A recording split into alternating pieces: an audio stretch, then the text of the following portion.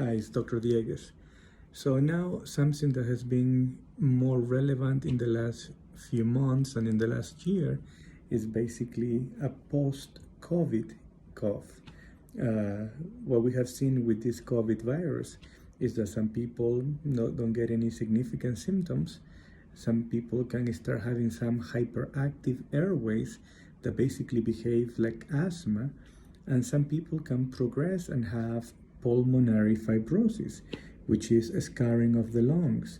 So if you had COVID and you basically recovered from it, but you had been experiencing a cough and some shortness of breath, sometimes what happened is that this virus woke up this inflammation in your system and basically is behaving like asthma. And sometimes taking breathing treatments, taking bronchodilators, along with some inhaled steroids, that could be a key step to making these symptoms resolve sooner. Sometimes this might last months, sometimes it might be the beginning of some asthma.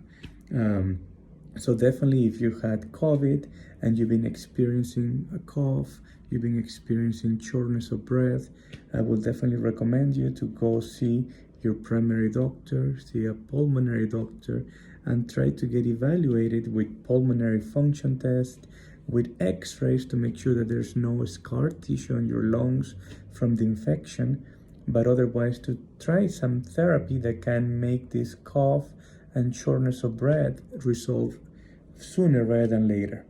But that's something that we've been seeing a lot in our clinic after COVID infections. Have a good day.